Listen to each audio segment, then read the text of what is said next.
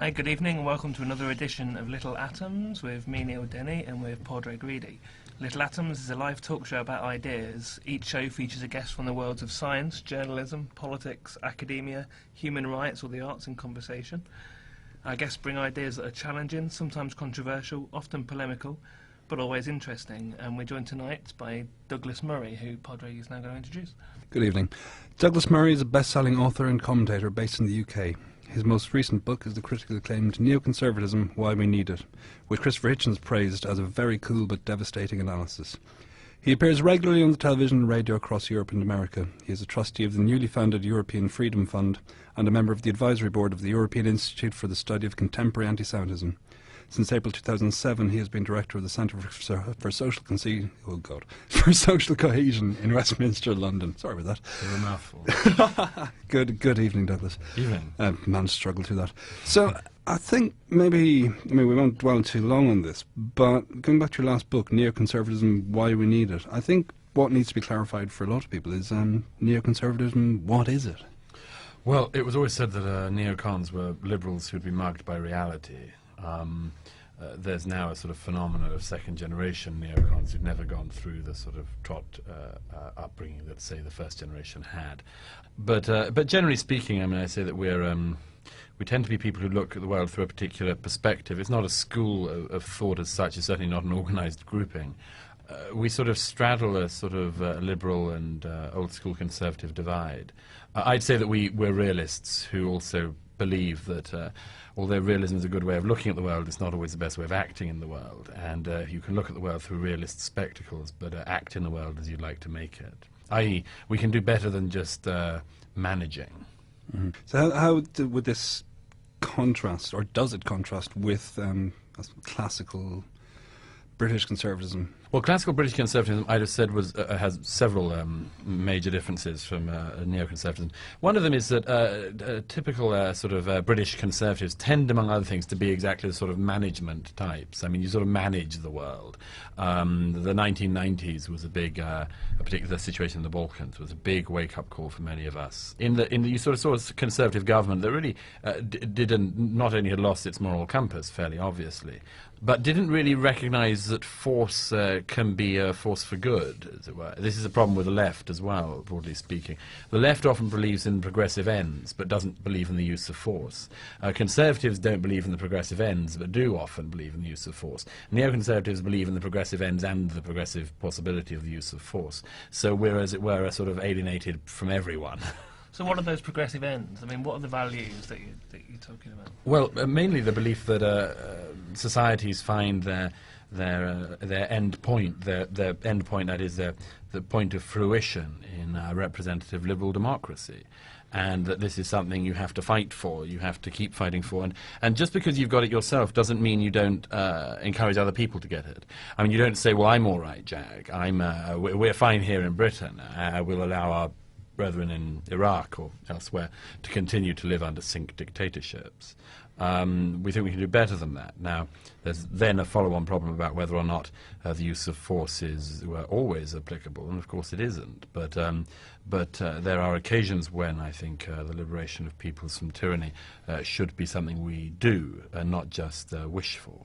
These seem liberal values, really. I mean, what's the difference? What's the nuance that sets somebody who calls himself a neoconservative apart from your everyday liberal who believes in secular democracy and?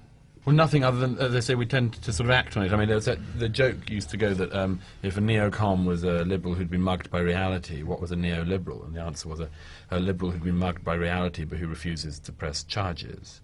And neocons have never been accused of not pressing charges. So where is the neoconservative project now? I mean, we can look at Iraq. Iraq was a secular state. No, it wasn't. Of course it wasn't. It was an incredibly depraved state, but I mean, it was not a secular state. Saddam Hussein had set himself up as a religious figurehead. He had religious ambitions, as it were. You can't separate out. This was not a secular state. But the position that it's in now, where there's basically anarchy, pretty much all sort of civil society has been what, as such thing existed, if it did, has been dismantled. I'm not sure I'd say anarchy. I mean, I haven't been in Iraq for about a year now, but anarchy is to vastly overstate the situation certainly a year ago, and is to get it entirely wrong now. I'd say that we are in the process of winning, probably not far off winning if there ever is a victory point in Iraq. We're pretty much there. The insurgency has been pretty much quelled. Al-Qaeda in Mesopotamia have been annihilated. They've retreated to their last stand, from which they're being got rid of at the moment. And I think this is good and important work. Iraq has taken 5 years, thanks to the forces of international jihad. Has taken 5 years, longer than we would have hoped it would have done, to have got properly on its feet as a working democracy where the people are able to turn up to the polls without such a fear of being blown up and massacred by their alleged co-religionists. It's taken 5 years. That's regrettable, but I mean, I'd point you to the example of somewhere like Malaya. Malaya, it took 10 years for the British to get on top of the insurgency there. These things do take time. So that's it. It's just that it's not working. It's just that we haven't given it enough time. No, I mean it is pretty much working at the moment. I mean you have for instance, this extraordinary sight of Jalal Talabani, who under Saddam Hussein's reign and previously was hiding in the mountains with his guerrilla fighters, as they then were. You see this man, a great Kurdish leader, a great Kurdish fighter, now occupying the post of president of Iraq. I think this is a fairly impressive bit of progress. This isn't to say, I repeat, this isn't to say that Iraq is by any means in a perfect situation, but I would argue that it is currently in a much better position than it was going to be at if, for instance, we'd left the country to the successor regime of Uday Hussein or his charming brother. You don't get a choice sometimes between the greatest option in the world and the worst. I think we had a bad option in Iraq in having to liberate the country from the Hussein family. The worst option was to leave them in place. So you say correctly that Al-Qaeda in the region, and Al-Qaeda more broadly, as I understand, is, as we originally understood it, is on its knees, to say the least. But there is an argument put forward by people on the right and the left that the wars in Afghanistan and Iraq have invigorated rather than diminished militant jihadism. Well, what you end up there is you end up in a logical kind of whirlpool, because if when your cities are attacked by people who've been provided by training camps in Afghanistan, for instance, just to take that one, if you decide that that when you're attacked you can't attack back, because if you did you would create the problem, you end up in the problematical situation where you'd have to admit that or believe that terrorism is caused by us reacting to terrorism. Now, in my opinion, militant Islamist fundamentalism has a very distinctive force of its own, which could get on perfectly nicely without our interventionist assistance, if you believe that's what it is. You can always find a reason. We don't intervene in the Balkans, and jihadis train to attack us because we don't intervene. You do intervene, and jihadis train to attack you because you do intervene. You have forces in the north of Saudi Arabia, which Mr. bin Laden cites as being a reason to attack us on 9/11. You move the troops north from Saudi Arabia into southern Iraq, and he doesn't write a letter of thanks.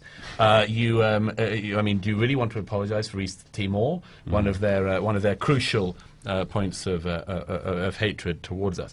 No, I mean, I think we have to some extent, not 100%, but to some extent, be fairly dismissive of the jihadis' claims that just because we have reacted to them, just because we've annihilated one of their training camps, just because we've sunk a dictatorship which supported their causes and paid, in the case of Saddam Hussein, for instance, paid the families of suicide bombers in Israel, that if we do those things to get rid of those people, that we must be bringing it on ourselves. Come on. Yeah. But is there... I came across an argument recently that we have to readjust our sight of what a victory, not just in Iraq and Afghanistan, but globally against terrorism and terrorism coming from different motivations, as it will in the future. That there is an element of limitation rather than absolute victory involved. Sure. Well, the war on terror, and unpopular phrase. Increasingly unpopular phrase, I think, after Mr. Bush leaves office. But the war on terror, I've always said, will never have a ticker tape parade at the end of it. There will never be a point when our troops are all home and where everyone can celebrate a victory. You do, however, have to consider what victory would look like. I've got a fairly clear idea of what victory would look like in the war on terror. To me, the war on terror victory would be a sustained, thriving democratic state in Iraq, which other dictatorships in the region looked to, not with awe, but with concern. That Bashar al-Assad would not feel quite so keen, quite so comfortable sitting on his inherited throne in Syria.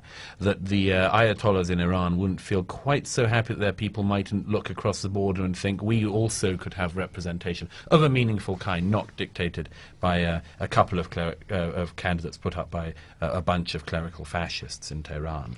I think these are the sort of things that we would see at the point of victory. But the point of victory will not itself be discernible. The alternative, of course, to it is you have to consider, once you've considered what victory looks like, you would also have to consider what defeat would look like. I'd say that we would know defeat in this. We would notice defeat much more easily than we would notice failing, but it would be clear. And I mean that's addressing the great question of the Middle East and beyond. Are we engaged in a parallel battle in Europe? Well, there's a battle certainly going on in Europe. It's a battle which is, of course, very connected to the Middle East, although I'd argue not in the way that a lot of people think it is. There are grievance mongers in Europe, and they are not entirely Islamist. There are grievance mongers who would like people to think that there's always a way out of this dispute. That, for instance, if Israel just gives up the Sheba farms or something, who to? Always you have to ask.